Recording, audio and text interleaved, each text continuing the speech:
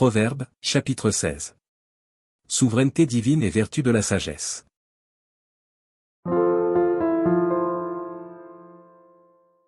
Les projets que forme le cœur dépendent de l'homme, mais la réponse que donne la bouche vient de l'Éternel. Toutes les voies de l'homme sont pures à ses yeux, mais celui qui pèse les esprits, c'est l'Éternel. Recommande à l'Éternel tes œuvres, et tes projets réussiront. L'Éternel a tout fait pour un but, même le méchant pour le jour du malheur. Tout cœur hautain est en abomination à l'Éternel, certes, il ne restera pas impuni. Par la bonté et la fidélité on expie l'iniquité, et par la crainte de l'Éternel on se détourne du mal. Quand l'Éternel approuve les voies d'un homme, il dispose favorablement à son égard même ses ennemis. Mieux vaut peu, avec la justice, que de grands revenus, avec l'injustice. Le cœur de l'homme médite sa voie, mais c'est l'Éternel qui dirige ses pas. Des oracles sont sur les lèvres du roi, sa bouche ne doit pas être infidèle quand il juge. Le poids et la balance juste sont à l'Éternel, tous les poids du sac sont son ouvrage.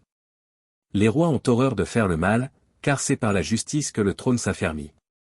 Les lèvres justes gagnent la faveur des rois, et ils aiment celui qui parle avec droiture.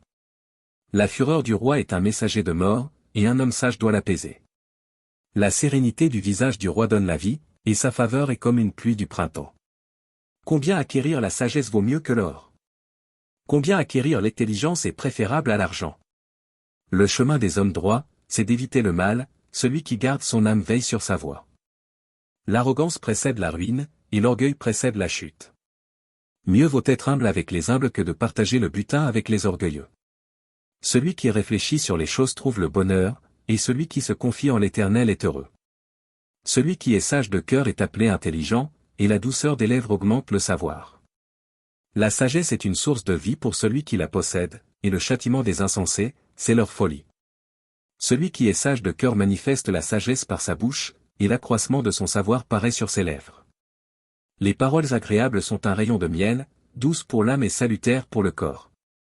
Telle voie paraît droite à un homme, mais son issue, c'est la voie de la mort. Celui qui travaille, travaille pour lui, car sa bouche y excite. L'homme pervers prépare le malheur, et il y a sur ses lèvres comme un feu ardent. L'homme pervers excite des querelles, et le rapporteur divise les amis. L'homme viol séduit son prochain, et le fait marcher dans une voie qui n'est pas bonne. Celui qui ferme les yeux pour se livrer à des pensées perverses, celui qui se mord les lèvres, a déjà consommé le mal. Les cheveux blancs sont une couronne d'honneur, c'est dans le chemin de la justice qu'on la trouve. Celui qui est lent à la colère vaut mieux qu'un héros, et celui qui est maître de lui-même, que celui qui prend des villes. On jette le sort dans le péan de la robe, mais toute décision vient de l'Éternel.